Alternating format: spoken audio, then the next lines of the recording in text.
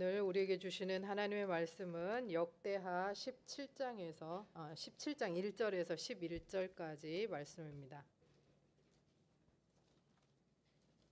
역대하 17장 1절에서 11절까지 구약성경 675쪽에 있습니다. 역대하 17장 1절에서 11절 함께 교독하겠습니다. 아사의 아들 여호사밧이 대신하여 왕이 되어 스스로 강하게 하여 이스라엘을 방어하되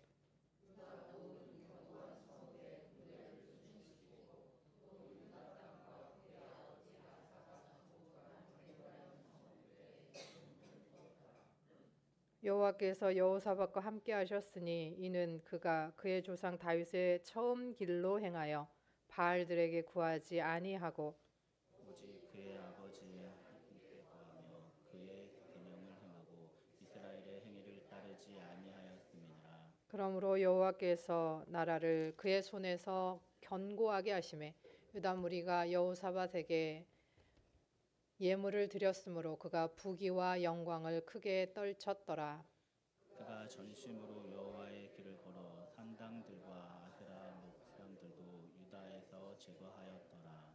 그가 왕위에 있은 지 3년에 그의 방백들 베나일과 오바댜와 스가랴와 느다넬과 미가야를 보내어 유다 여러 성읍에 가서 가르치게 하고 또 그들과 함께 레이 사람 스마야와 느다냐와 스바랴와 아사헬과 스미라못과 여호나단과 아도니아와 도비야와 도바도니야 등 레위 사람들을 보내고 또 저희와 함께 제사장 엘리사마와 여호람을 보내었더니 그들이 여호와의 율법책을 가지고 유다에서 가르치되 그 모든 유다 성읍들을 두루 다니며 백성들을 가르쳤더라.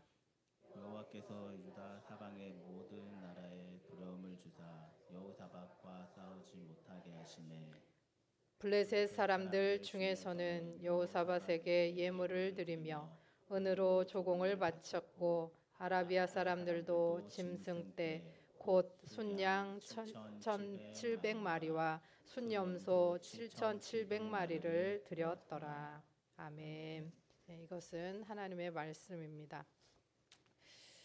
원래 8월 첫째 주, 그러니까 올해는 8월 3일이죠. 8월 첫째 주가 2단 경계주일입니다. 항상 우리 총회에서는 1년에 한 번씩 2단 경계주를 하는데 그 8월 첫째 주에 우리 튀르키예 선교사님 오셔서 그 설교하시느라고 그 절기를 총회에서 주관하는 그 주의를 지키지 못해서 오늘은 2단에 대해서 좀 하려고 합니다. 그리고 앞으로 오후 예배 때 한 6주 정도, 조금 길어질 수도 있지만 6주나 7주 정도 2단에 대해서 공부를 좀 해보려고 합니다. 좀 이따 예배 끝나시고 나가실 때 맨 뒤에 보면 자료가 있어요. 그거 하나씩 가지고 가셔서 글씨가 엄청 지금 키워서 복사했는데도 교단에서 너무 작게 배포를 해가지고 돋보기 쓰시고 보셔야 할 것 같은데 한번 그냥 쭉 읽어보시면 어렵지는 않을 것 같습니다. 전에도 한번 말씀드린 것 같은데 여러분 뱀파이어 신자, 뱀파이어 성도 혹시 들어보셨습니까? 뱀파이어가 뭐예요? 피 빨아먹는 피 빨아먹는. 그래서 뱀파이어 신자는 다른 것에 관심 하나도 없고 내가 구원 받을 것이냐 못 받을 것이냐, 내가 천국에 갈 것이냐 못 갈 것이냐. 그래서 예수 그리스도 피만 있으면 돼. 다른 거 다 필요 없어 하는 성도들을 일컬어 그렇게 얘기한다 그래요. 자, 그런데 예수님의 피만 바라는 그런 사람들도 있지만 또 신앙을 성공의 수단으로 보는, 그래서 하나님을 신앙을 수단화하는 사람들도 너무나 많죠. 이렇게 거짓 복음에 빠져 있는 이런 시대가 오늘날에만 있는 게 아니라 그 먼 옛날부터 있었다는 거죠. 그 시대에 이제 오늘 본문에 보니까 아사의 아들 여호사밧이 이렇게 나오는데 이 여호사밧이 말씀을 중심으로 종교 개혁을 또 단행하는 모습을 보게 됩니다. 우리가 이 여호사밧의 이 길을 통해서 어떤 삶을, 어떤 믿음의 길을 걸어가야 될지를 한번 보도록 하겠습니다.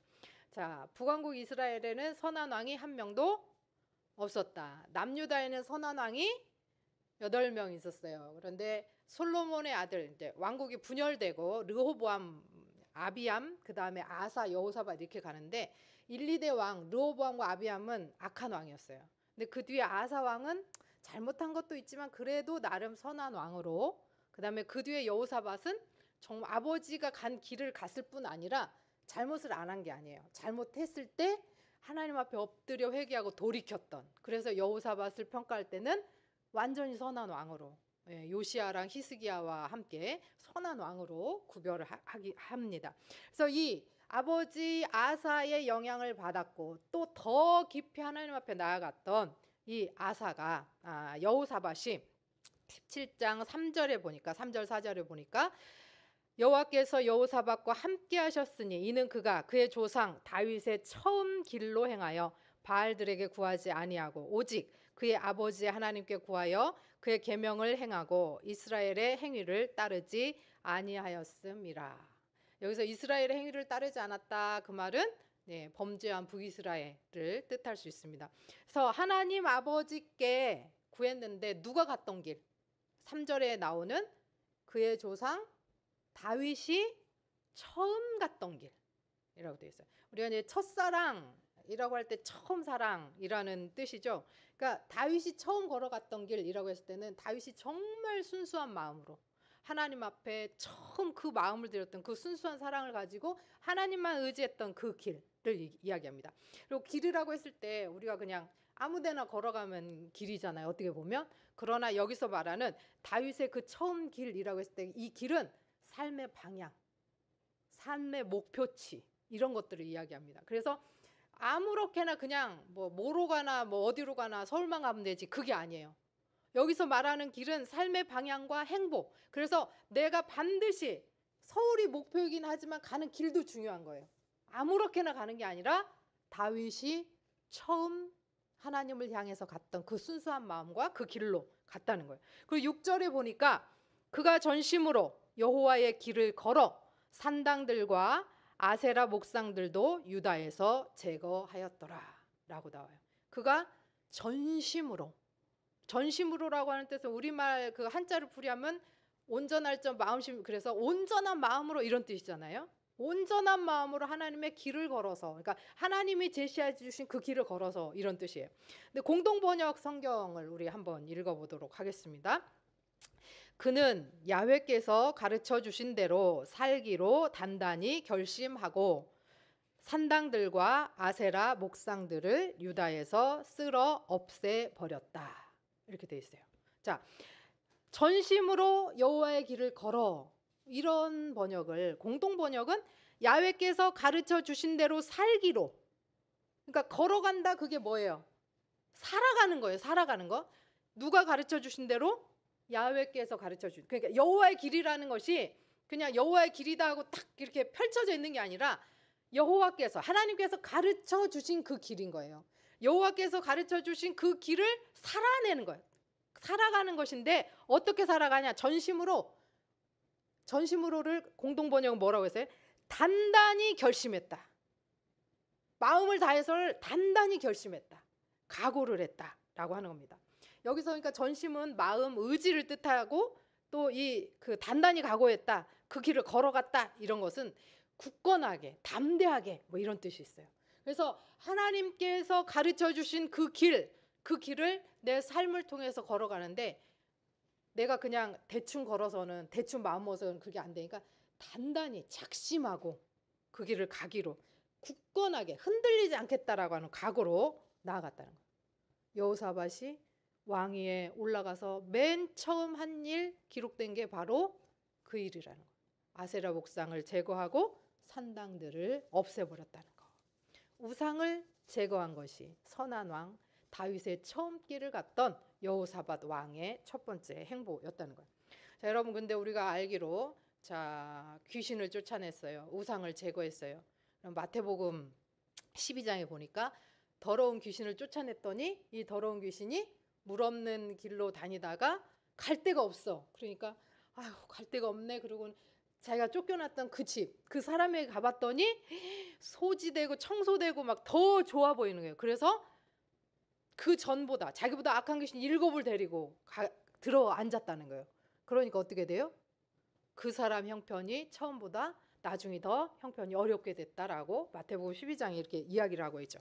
그러면 여러분, 우상을 제거했어요. 산당들을 제거했어요. 그 다음에 뭘로 채워야 돼요? 하나님으로 채워야죠. 여호와를 믿는 그 제단으로 채워야죠. 그래서 여호사밧이 한 일이 뭐냐? 우상을 제거했으면 거기에 채워야 되는데 뭘로 채웠냐? 우리 17장 7절 8절을 보니까 이 왕이 된 지 3년 있다가 이 사람이 막 그 유다 여러 성읍들에 레위 사람도 보내고 누구도 보내고 하면서 우리가 잘 알지도 못하는 느다냐, 스바디아, 뭐 아사엘 뭐 이런 사람들을 보내면서 성경을 가르쳤대요. 9절 한번 읽어보도록 하겠습니다. 9절, 그들이 여호와의 율법책을 가지고 유다에서 가르치되 그 모든 유다 성읍들로 두루 다니며 백성들을 가르쳤더라. 네, 이 제사장 엘리사마, 여호람 이런 사람들을 보내고 또 레위인들을 보내고 이렇게 해서 유다 온 성읍에 돌아다니면서 뭘 가르쳤냐? 여호와의 율법을 가르치게 했다는 거예요. 여호와의 율법. 아세라 목상 산당들을 없애버리고 그 다음에 레위인들을 세우고 제사장들을 세워서 전국을 돌아다니면서 유다 모든 성읍에 하나님의 말씀을 가르쳤다는 거예요. 여러분, 이게 진짜 개혁입니다. 예배당 깨끗하게 하는 것도 중요하죠. 중요한데 의리의리 삐까뻔쩍 예배당 몇 천억짜리 예배당이 중요한 게 아니라 하나님의 말씀이 서 있는 그곳, 하나님의 말씀이 살아있는 이 사람 한 사람 한 사람의 성전, 이게 중요하다라고 하는 것입니다. 이것이 바로 말씀을 세우는 것, 하나님의 말씀이 내 안에 살아있는 것, 그래서 내가 그 삶으로 걸어가는 것, 내가 그 삶을 살아가는 것, 이게 바로 개혁의 본질이라고 하는 것입니다. 오늘 한국교회는 여호사밧 시대처럼 어쩌면 우상을 숭배하는 시대를 살고 있는 것 같습니다. 네, 성공이 우상이 되어 있어요. 그리고 기도는 마치 무당을 찾아가서 복채를 내놓는 것처럼 기도 능력 있는 사람한테 기도 한번 받으면 어떻게 해요? 헌금하고, 그다음에 교회에서는 뭐 직분들이 매매가 되기도 하고 그렇습니다. 여러분, 기쁜 마음으로 헌신하는 것은 좋아요. 감사하고 너무 감사하죠. 내가 정말 하나님 앞에 받은 은혜가 감사해서 하나님 앞에 드리는 것들은 좋습니다. 그러나 기도를 빌미로 돈을 뜯어내거나 직분을 빌미로 이렇게 뭔가를 하겠다라고 하는 마음을 다 갖고 있다. 그거는 교회가 교회되지 못한, 교회가 마치 우상을 섬기는 우상 숭배의 본거지처럼 되어버렸다라고 할 수 있습니다. 이런 시대를 살다 보니 이단과 사이비가 더 기승을 부리고 있는 것이죠. 자, 이단이라고 하는 한자어는 다를리 끝단, 그래서 끝이 다르다 그 말이에요. 그러면 끝이 다르다니까 처음은 어떻다는 거예요?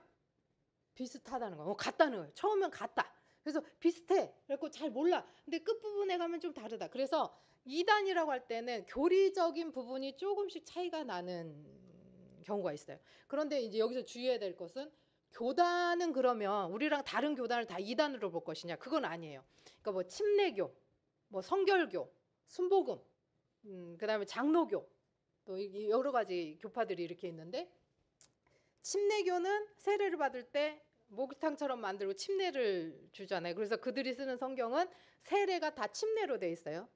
침례라고 돼 있어요. 세례라고 쓰지 않아요. 자, 근데 그 세례라고 쓰지 않고 침례라고 썼으니까 그 사람들 그러면 이단이냐? 아니죠. 그런 그 침례를 받을 것이냐 세례를 받을 것이냐는 진리예요, 방법이에요. 방법이에요. 방법은 다를 수 있어요. 침례교도 있잖아요. 예를 들어서 가뭄이 한 3년 있었다고 봐요. 그래가지고 사람 먹을 물도 없어. 그러면 그 목욕탕 같은 데다 물 받아놓고 침례할 수 있어요, 없어요?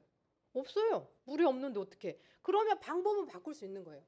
학생들이 수업을 대면으로만 해야 되는 줄 알았어요. 우리가 예배도 대면으로만 해야 되는 줄 알았어요.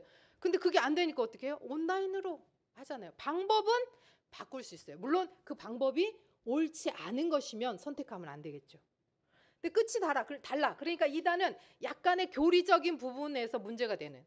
근데 사이비는 뭐냐면 닮았다. 그래서 유사 제품 할 때 닮을사, 그다음에 그러할 이, 그 다음에 그 B자는 아닐 비. 그래서 그럴듯하게 닮았지만 아닌 것. 그게 사이비예요. 그러면 2단하고 사이비가 이렇게 뚝 떨어져서 나오냐? 그렇지 않아요. 사이비는 그래서 닮았지만 아니기 때문에 보통은 행위적인 부분에서 다른 건데요. 2단하고 사이비는 항상 거의 같이 갑니다. 2단으로만 규정되지 않고 항상 2단하고 사이비가 같이 가요. 그러니까 끝만 다르고 교리만 다른 게 아니라 반드시 그들의 행위와 삶이 문제가 있기 때문에 그렇습니다.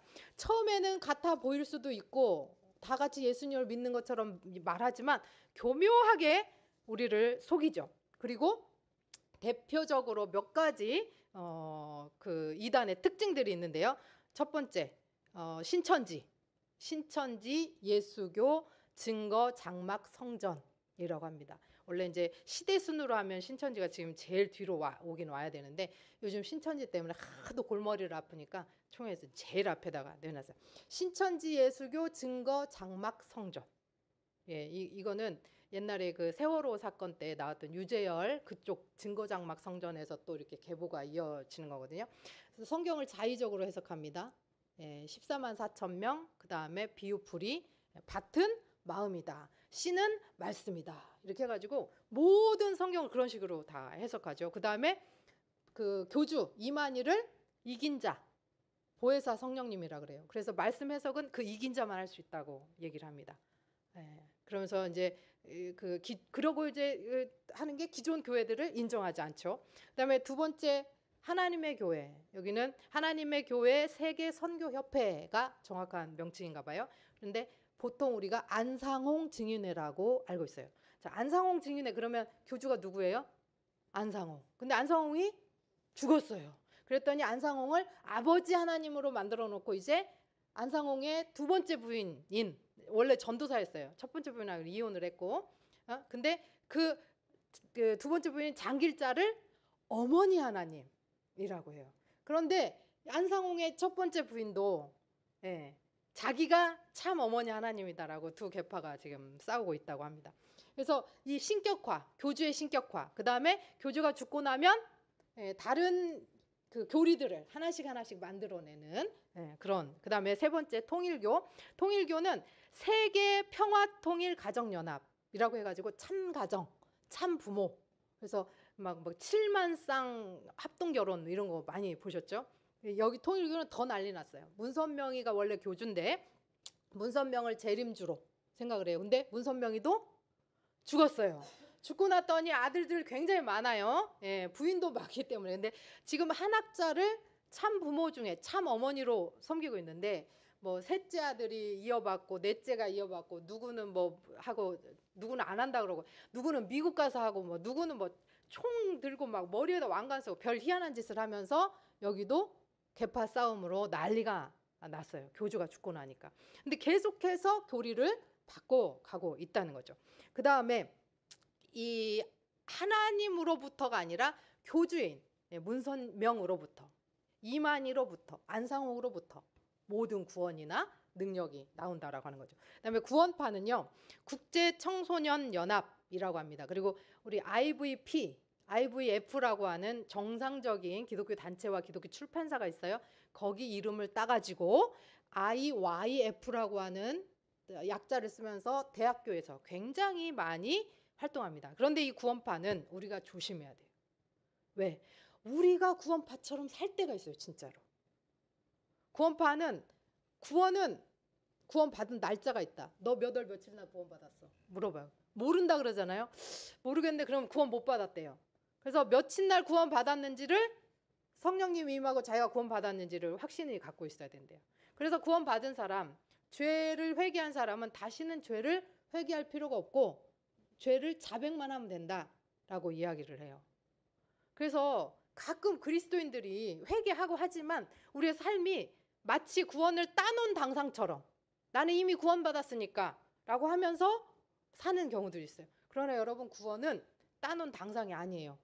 물론 하나님께서 우리를 너무 불쌍히 여기셔서 우리의 구원을 선물로 주시고 믿음을 선물로 주시지만 매일매일 우리의 구원을 이루어 가야 된다는 거예요.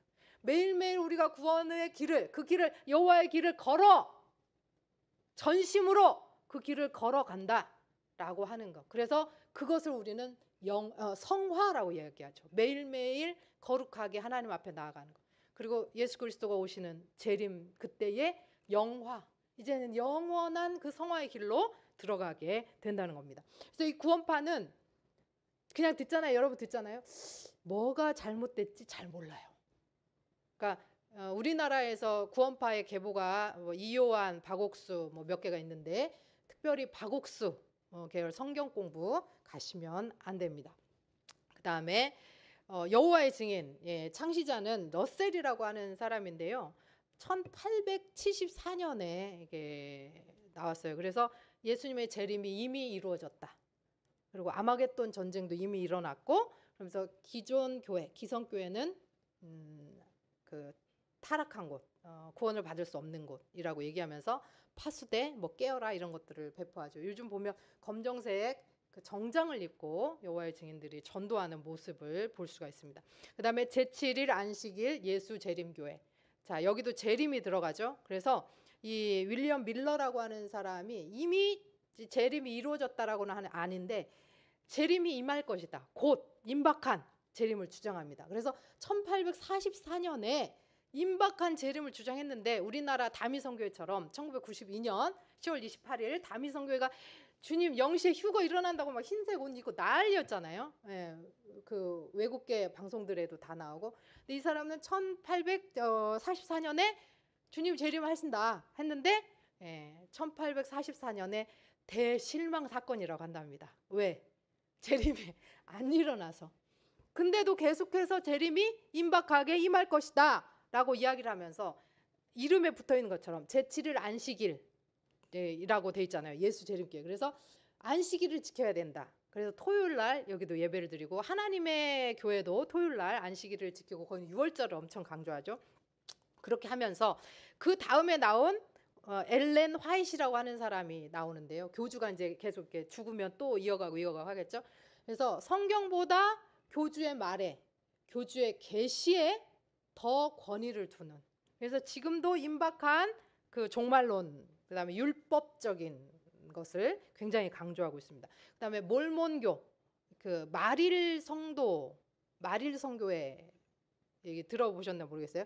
예수 그리스도 후기 성도 교회라고 하는데 외국 사람들이 옛날에 한참 무료로 영어를 가르쳐 준다라고 하고 2명씩 짝을 지어서 이렇게 다녔어요. 이 몰몬교는 조셉 스미스라고 하는 사람이 창시를 했는데, 몰몬경이라고 하는 것을 성경과 거의 같은 아니면 성경보다 더 높은 저기로 보면서 삼위일체 교리를 부정하고 이 교주의 계시를 여기도 굉장히 이렇게 높이는. 그래서 외국에서 온 이단은 제7일 안식교하고 몰몬교 이렇게, 그다음에 여호와 증인 이렇게 보시면 되겠습니다. 또 하나가 있네요. 지방교회라고 워츠만리. 옛날에 우리가 영에 속한 사람이라는 책 너무 은혜롭게 막 읽었는데, 워츠만리도 이 사람이 이단이 된 것은 로컬 처치라고 그래가지고 교회 이름이 관악구 신림동에 있으면 신림교회예요. 관악구 봉천동에 있으면 봉천교회예요. 그러니까 지역 이름을 따라가요. 그런 식으로 가면서 기존 교회, 기성교회는 교회로 인정을 하지 않습니다. 그리고 이 교회들에는 목사가 없고 그냥 그 평신도들이 다 알아서 성경 공부하면서 그렇게 하는데, 우리가 사실 잘 모르기 때문에 조심해야 되죠. 그런데 조심해야 되는데 이 이단들 지금 말고도 더 많이 있는데 이 이단들의 특징을 한번 살펴보도록 하겠습니다. 첫 번째, 성경을 왜곡한다. 어떻게 왜곡하냐?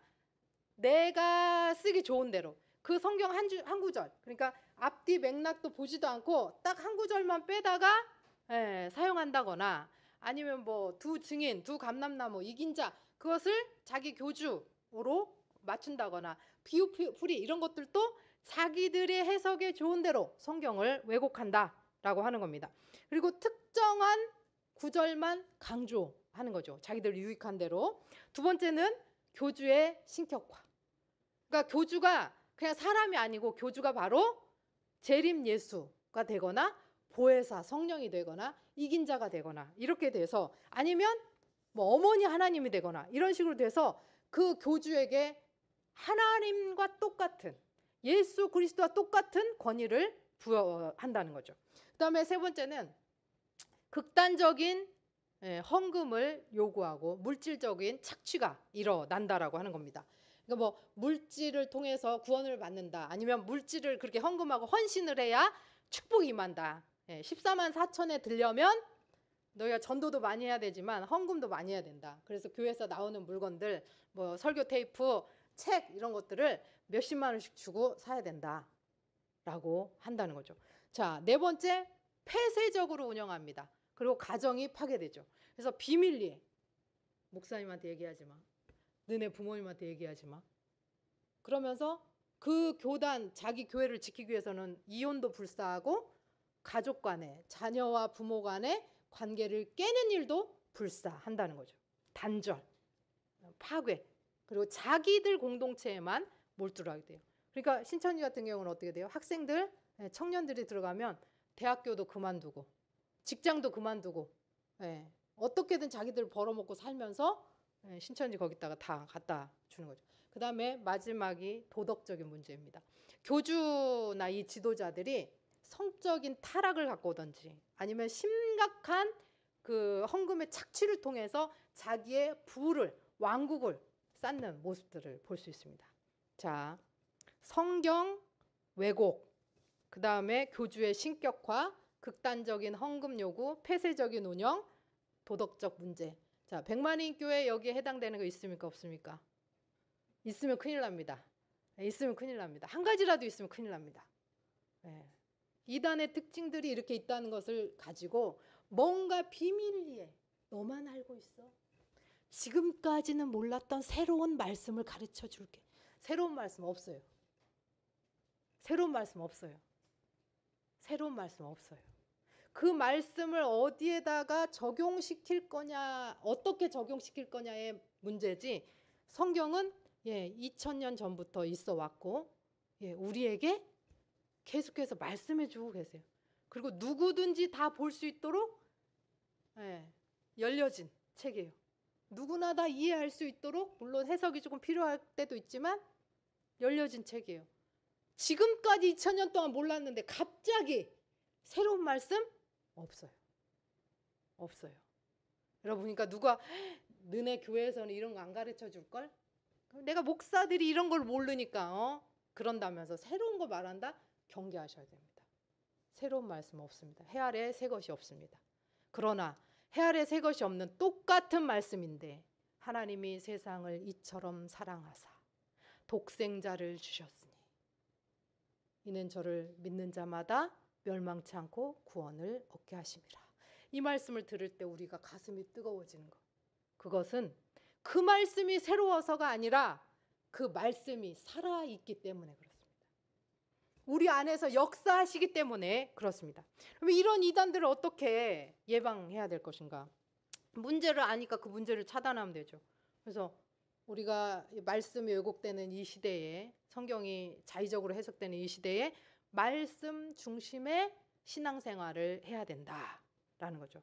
그래서 신천지 이단에 빠졌다가 나온 사람한테 이 신천지를 어떻게 조심할 수 있습니까? 딱 한 가지만 방법을 알려주십시오 그랬더니 외부 성경 공부에 절대로 가지 마십시오.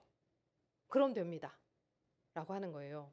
외부 성경교. 그러니까 어떻게 엮였든 간에, 뭐 상담을 해서 엮였든, 기도 은사 있는 권사님이라고 해서 엮였든, 뭐를 했던 그 사람이 이끄는 교회 밖에서 하는 성경 공부에 가지 말라는 거예요. 그러면 말씀 중심이라고 하는 거 할 때 우리가 성경을 그냥 막 읽기만 하면 되냐? 성경 어떻게 읽을 것인가 중요하죠.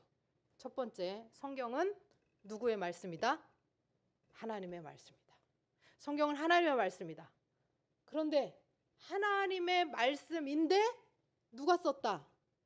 사람이 썼다. 하나님이 사람을 사용하셨다. 그래서 사람의 지혜와 지식과 성품과 성령의 역사와 하나님의 능력이 그 사람을 통해서 나타나는 거예요. 제가 여러분보다 조금 말주변이 있으니까 이 앞에 서 있는 거예요. 그걸 그냥 사용하시는 거예요. 하나님께서. 하나님이 우리에게 주신 그 은사들을 사용하셔서 어떤 사람은 목사로, 어떤 사람은 교사로, 어떤 사람은 선교사로, 또 또 각기 직업을 주시면서 살게 하시는 거예요. 자, 말씀 중심으로 산다 그러니까 하나님의 말씀, 1.1획도 틀림이 없는 하나님의 말씀이라고 하면서 사람이 썼다는 것을 배제하고 가는 경우들이 있다는 거죠. 그래서 하나님이 하나님의 말씀이지만 사람을 사용하셔서 사람이 썼다. 자, 두 번째, 말씀 중심의 삶의 두 번째, 이 성경은 독자, 그러니까 원래 읽는 원독자가 있다 없다? 있다. 원래 독자가 있다. 모세오경 누구한테 쓴 거예요? 2025년 백만인교회 성도들 보라고 쓴 거예요? 아니에요. 모세오경 보편적인 해석은 바벨론 포로로 끌려갔다가 돌아온 이스라엘 백성들에게 너네를 창조하신 분이 하나님이시다. 온 우주를 통치하시는 분이 하나님이시다. 너희는 그 중에서 택함 받았고 그 너희의 조상들이 이렇게 해가지고 애굽에도 갔고 바벨론에도 끌려갔지만 결국엔 하나님께서 너희를 이렇게 하셨다. 그러니 하나님의 말씀을 따라 살면 너희의 정체성을 찾아 살면 하나님 너희들에게 복 주시고 너희와 영원히 동행하실 것이다. 독자가 있어요. 독자. 자, 마태, 마가, 누가, 요한복음 있잖아요. 근데 마태, 마가, 누가, 요한 복음서니까 내용이 다 똑같지 않다. 비슷하지만 어떤 데는 요한복음에는 6월절이 3번 나오고 마태, 마가, 누가에는 1번밖에 안 나오고 어디에는 이게 나오는데 어디는 이게 안 나오고 날짜가 좀 바뀌고 막 말씀이 조금씩 다르고 이런 것들이 있어요. 왜? 독자가 달라서 그래요. 특별히 누가복음 같은 경우는 데오빌로 각하에게 내가 이렇게 적어서 보내는 게 옳다고 생각해서 썼습니다 라고 누가가 자기의 집필 의도를 썼어요. 근데 다른 복음서에는 그런 의도가 나오지 않아요. 그런데 마가복음은 유대인이 아닌 이방인들을 향해서 썼기 때문에 유대의 제사법이나 이런 것들이 좀 덜 나와요. 근데 마태복음은 유대인들을 향해서 썼기 때문에 유대적인 언어, 제사 뭐 이런 것들이 절기 이런 것들이 더 많이 나와요. 독자가 있다. 내가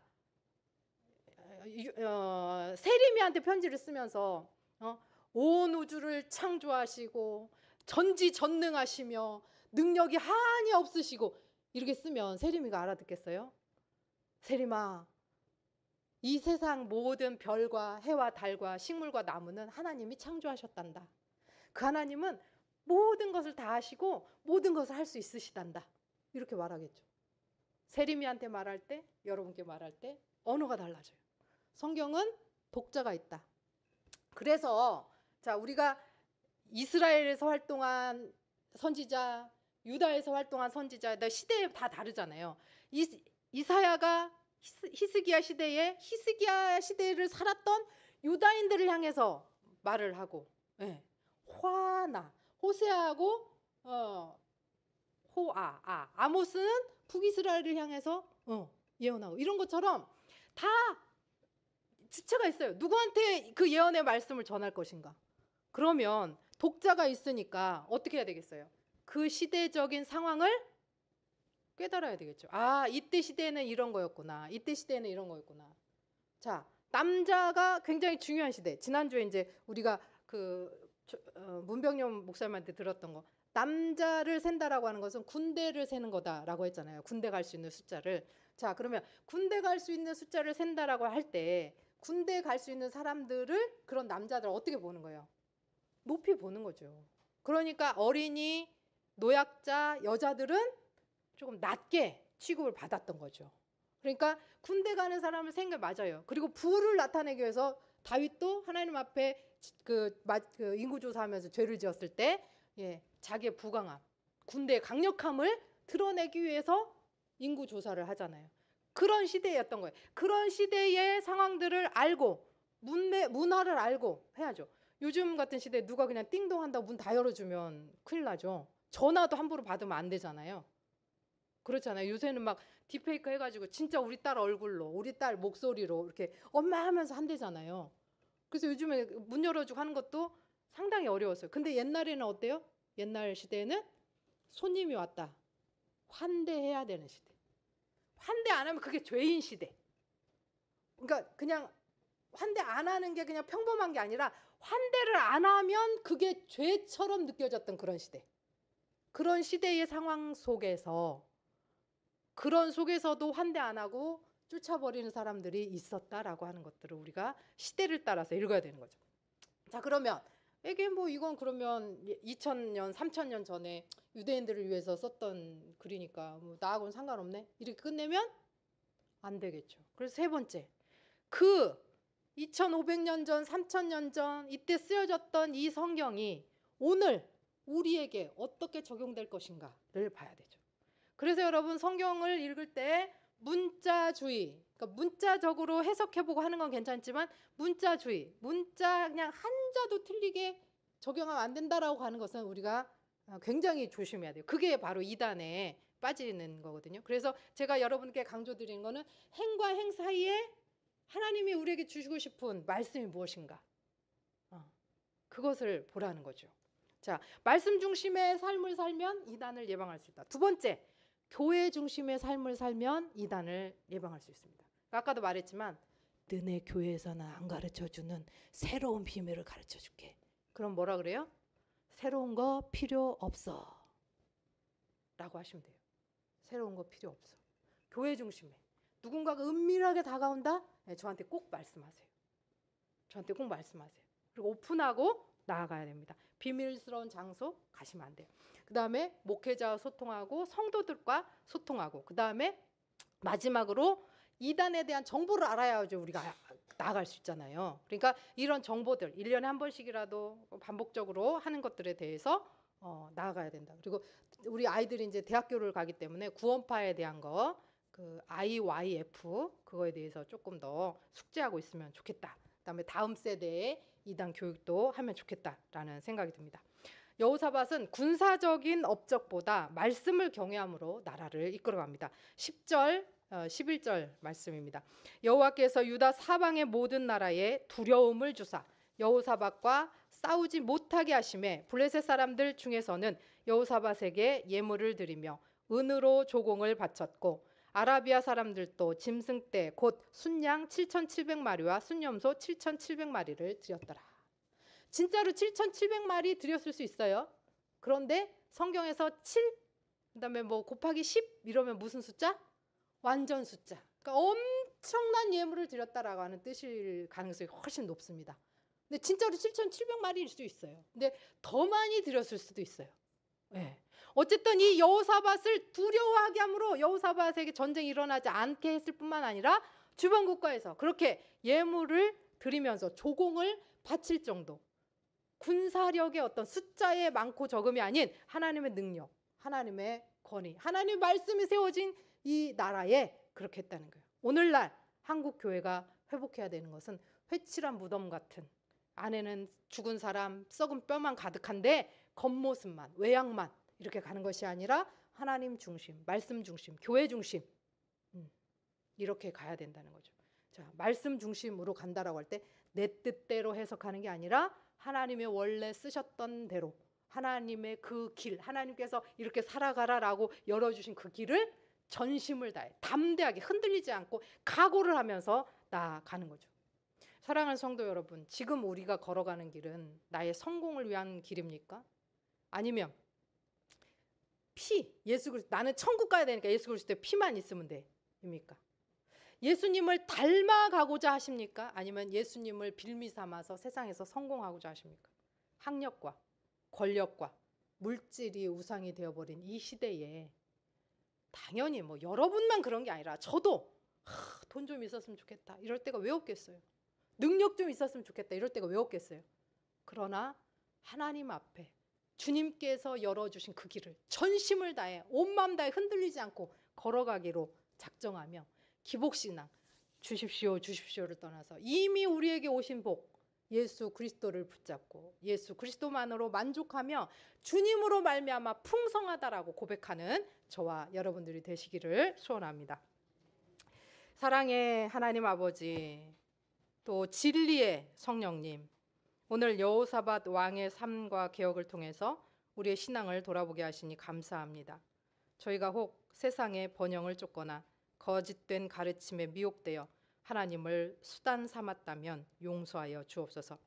이제는 저희가 주님의 말씀 위에 굳게 서서 거짓과 이단과 사이비를 분별할 수 있도록 영적인 분별력을 허락해 주시고 여호사밧처럼 주님이 열어주시고 알려주신 그 길을 살아가며 담대하게 아버지 하나님 강하고 담대한 마음을 붙들고 나아가게 하여 주옵소서. 가정과 교회와 삶의 모든 영역에서 우리의 우상을 제거하시고 예수 그리스도 한 분만으로 만족하며 말씀에 순종하고 하나님의 말씀인 이 말씀을 2000년이 지난 3000년이 지난 지금 이 시대에 어떻게 적용하며 살 것인지를 매일매일 묵상하면서 오직 여호와만을 경외하는 거룩한 산 제사들이 되게 하여 주옵소서. 예수 그리스도의 이름으로 기도합니다. 아멘. 없어서 이제는 우리 구주 예수 그리스도의 은혜와 아버지 하나님의 사랑하심과 성령의 역사하심이 모든 거짓된 가르침을 분별하고 오직 말씀 위에 굳건히 서서 삶의 모든 영역에서 하나님 중심의 참된 개혁을 이루어 예수 그리스도의 복으로 만족하기를 결단하는 백만인 성도들과 병이 치료되지 않아도 사업이 잘 되지 않아도 뭔가가 잘 풀리지 않아도 오직 예수만 붙들고 살기로 결단하는 우리들에게 또 이 땅의 모든 교회와 다음 세대 위에 이단에게 피해 입은 이들과 아직도 이단에 빠진 가족들 때문에 고통 속에 있는 이들 위해 전쟁과 질병과 굶주림과 재난의 고통 속에 있는 모든 이들에게 이제로부터 영원까지 함께 하시기를 축원하옵나이다. 아멘.